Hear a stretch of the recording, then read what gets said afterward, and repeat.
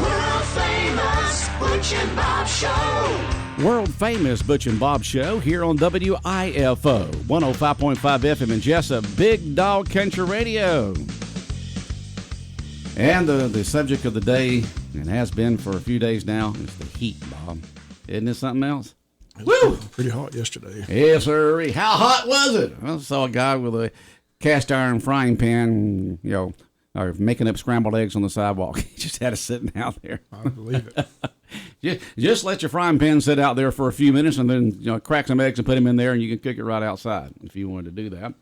But it's hot out there. One of the most popular people right now are air conditioning repairmen. They walk in the front door and say, "Thank you, thank you, thank you." I imagine they're busy too. That's some of the most popular people around right now, the air conditioner repairmen, as they are welcome with open arms in homes and businesses all over the place there, because if it goes out, it don't take long for that heat to go up inside your home or business. That's the last thing you want this time of year is your air conditioner to go out, that's for sure. Yeah.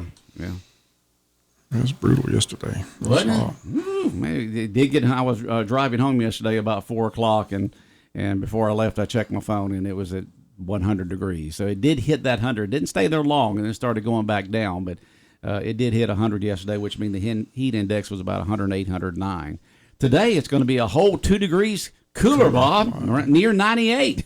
Heat index value is 106. So. I went by football practice today. Coach Moore said, I said, "What about heat?" He said, "Luckily this practice is over." I said they try to get out of there before the noon hour hits. So, yeah, you've got to. If you're out there doing those practicing the sports, you've got to be through early. I mean, you got to, you can't do that afternoon stuff. You can't put people through that. But then, of course, you've got all these baseball teams and softball teams that are out there playing in this 90 to 100 degree temperature. Heat index value is over 100. So you just, got to be careful. Lots of water. Water and Gatorade, I guess. Yeah, water and sports drinks to help you. Stay hydrated. That's very, very important. And so we'll see. I was reading an article yesterday online, as I mentioned to you a little while ago, that if this climate change continues, because, you've got temperatures up in Maine, what it is down here. They don't know, they're not, and in Europe right now, they've got, record high temperatures, and you got the Olympics coming up in France in a few weeks there, and they were saying that people who have these venues during the summer may have to start taking a look at changing them to later on, instead of being the Summer Olympics. Next time they have it, maybe I don't know where it's going to be. I'm sure that's already chosen. It may be the Fall Olympics, and you have all these artists out there, musicians that go around with these summer tours. Well, most of them are outdoors. And if you do, a lot of them are outdoors. And so if you have that, you have to begin after the sun sets. And so just people might have to start changing their ideas about summer events in some way of adjusting to this heat. Well, they had the CMA Fest last night on TV. So they did. The CMA Fest was on last night, huh? From Nashville, Tennessee. Good show. Good show, huh? A lot of picking and grinning and singing on there, huh? Leonard Skinner did a good job. Brought Leonard Skinner back with ZZ Top. That was a good show. I missed it. And Jelly Roll and Ashley McBride were the hosts. So Jelly Roll. Well, he's gotten right into he was a rock singer, rapper, and all that, and suddenly he's gone country now, and we just have all welcomed him with open arms, and he's come out with some great country songs in the last couple of years. It was a good show last night. Thoroughly enjoyed it. Okay. We'll have to look up some highlights on that then. At the Tennessee Titan Stadium. The place was packed. Tennessee Titan Stadium? Yeah, that's where it was packed, huh? Yeah. Country Fest up there in Nashville, Tennessee. Yeah. The CMA Fest. Okay. Well, it sounds good. Sure, everybody had a good old time up there. Looked like it. Looked like the heat wasn't bothering none of those people. Yeah, it wasn't bothering. Of course, what time start? 8 o'clock? It's usually what time these events begin. It's probably 8 o'clock, so it's not long before sunset. I don't think it's still hot, but at least you have the sun coming down on you. All right, now they had an article the other day that said, what was the most popular song when you graduated high school? I know when I was. I know exactly what my song was. The most popular school? 1977, Hotel California. That album came out. Well, was big back then. The most popular song in 1977, the one that sold the most, was Sir Duke by Stevie Wonder. I wouldn't have thought that. You can't say believe. They just go by the sales, Bob. That Eagles album came out, Hotel California, and that's all we played. Well, it didn't mean the fact that it was the number one song. It could have been the number one album. And of course, it is. It's still selling. And it's like, let's see here, Fleetwood Mac's Rumors album. It still sells, and it came out in the mid-'70s and so forth. Mine was 72, and the number one song for that year was My Love by Paul McCartney and Wings. And so, no, that was wrong. That was 73. 72 was a tie for number one sales in 1972 when I graduated Wayne County High School. Tie between The First Time I Ever Saw Your Face with Roberta Flack. I remember playing that on the radio here when I was a nighttime DJ on the weekends here on the Hot 100 show.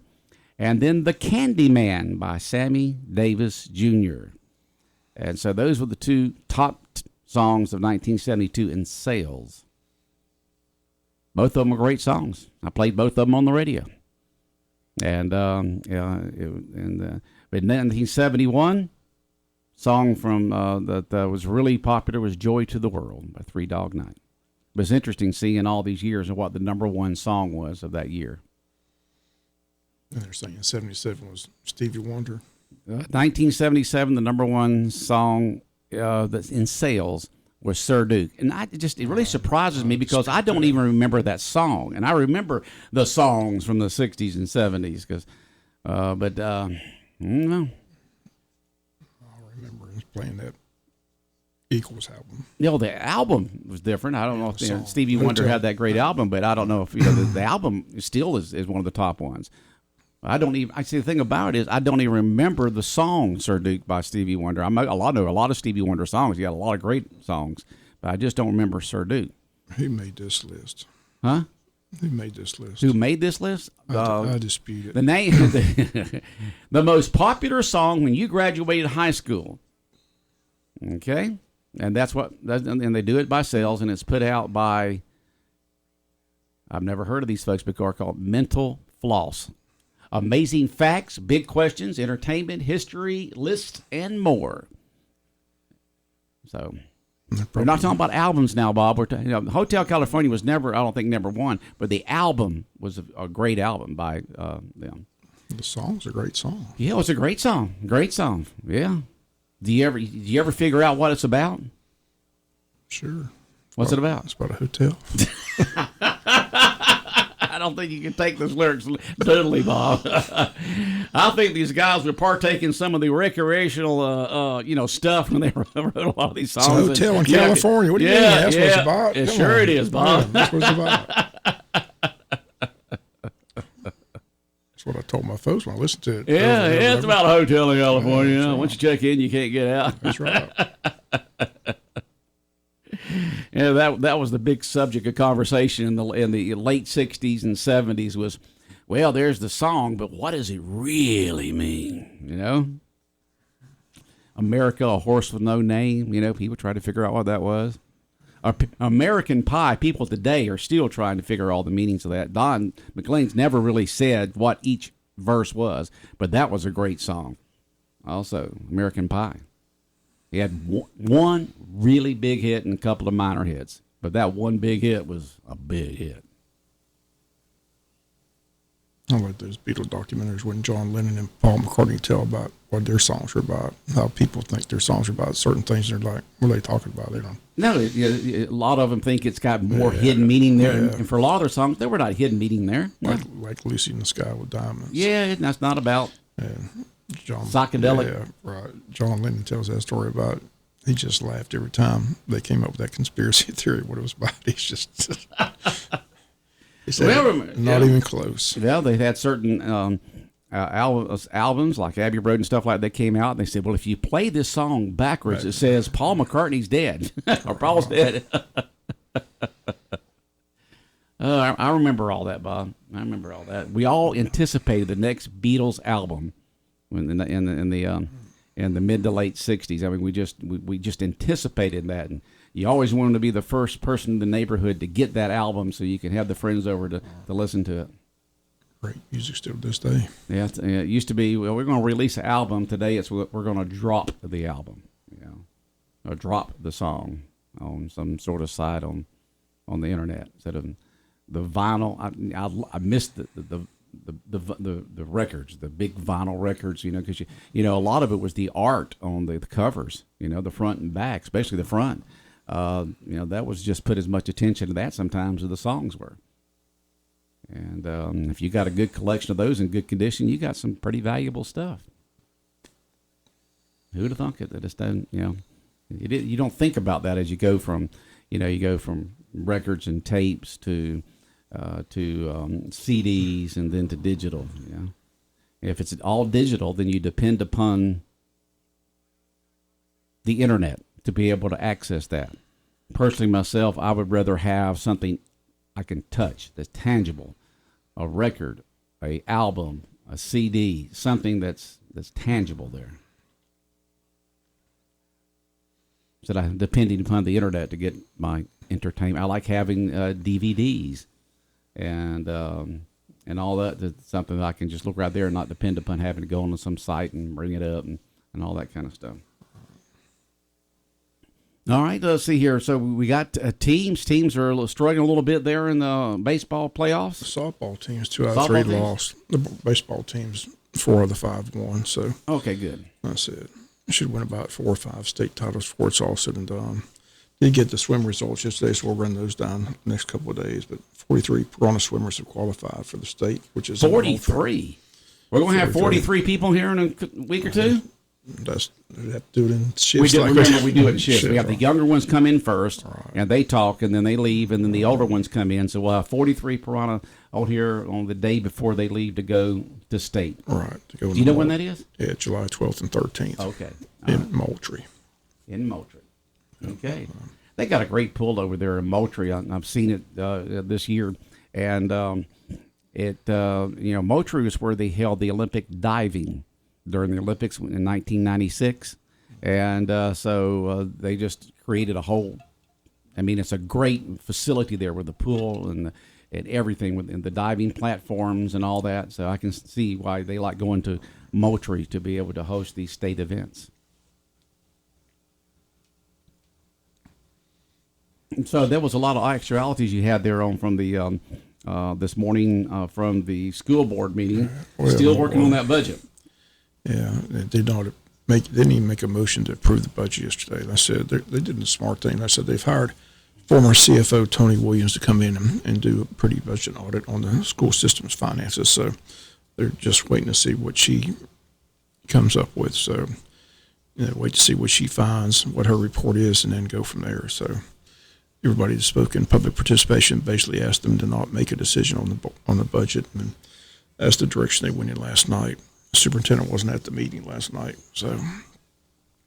and they didn't discuss the ag facility or the ROTC because those advisors couldn't make the meeting either. Right. So that's been tabled as well. So still a lot of decisions to be made, but the budget's the big thing. Like I said, all these budgets for these governments mostly run from July 1 to end of June, so they're trying to get it approved, but doesn't look like the school board's going to have a budget approved by the end of the month. So they had to pass a spending resolution. A spending resolution. Which they can continue to sound pay like the Congress bills. is what they say.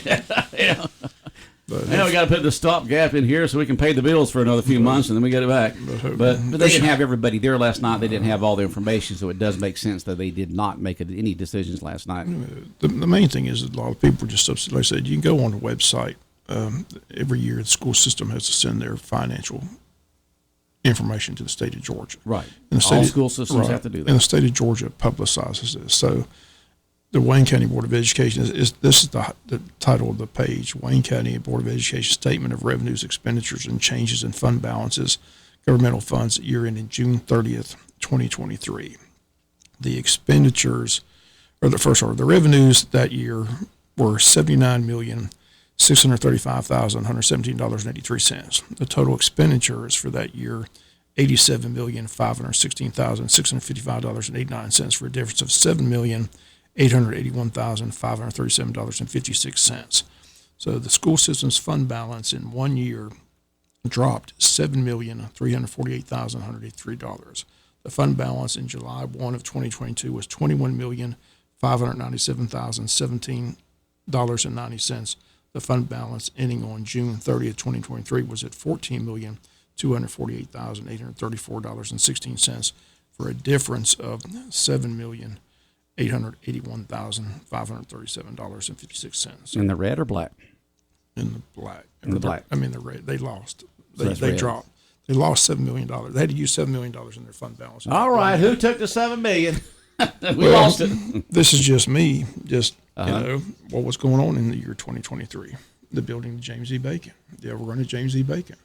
To me, that's where that $7 million is. I mean, that's how much money Well, they have to send in a line item budget, just not categories, right? Well, they don't have the line item. You asked for the line item budget. I said, and the chief financial officer that said last night that this isn't all the money. So, you know, there's just a lot of questions, a lot of confusion. Well, you're talking about big budgets like this. It's a lot you really of money. have to, and I'm glad they're getting the person in to kind of explain, look at it and explain it. All right, Tony, said they hired her, which was a smart move. I said they were smart to wait to see what she finds before they do anything. So that should take place in the next couple of weeks. See what she finds, see what her report is, and then go from there. So that's what they've done. But a lot of upset people last night at the public participation, just asking a lot of questions. All right. Well, hopefully they'll all get it all worked out. Looks like they're working at it to get that situation taken care of, and the public will One understand. businessman stated if they ran his business like the school system runs their budget, he'd be out of business. And Scott Hoyle from Sheffield said they can save $176,000 by just getting rid of the superintendent. You got to have a school superintendent. You got to have a person in charge. So that's how I'm just saying. There's just a lot of There's a lot of frustration, a lot of upset people, just not happy that But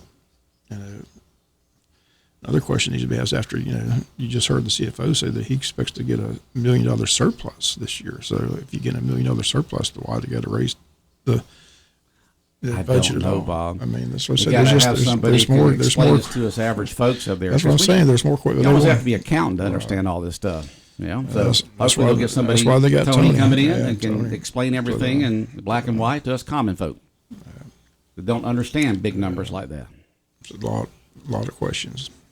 And then another question they asked, Todd Weiss asked, about the CARES Act money. We asked that question years ago. Yeah, it's been asked for years now. The CARES Act is money that came in from COVID. Right. And the story last night was that this, the federal government the first year gave millions of dollars, and there was no restrictions. You could spend it any way you wanted to. There's no rules. The second and third year they put stipulations, where the money can go. So, but Todd Wise asked again, where's all that money? So we got more on that tomorrow on the local news. Okay.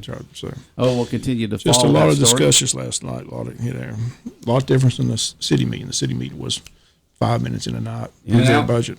Quick meeting there in the city of Jesup. Even Commissioner Caulfield voted for the budget. Okay, so everything. Wow. 4-0 vote there. Somebody was missing then? It was 4-0? Yeah, Mike Deal and Bill Harvey not there. Okay. Pam Schumann was not there, but she phoned in. So okay. It's summertime a lot of times because people have other obligations going on there in the summer. So.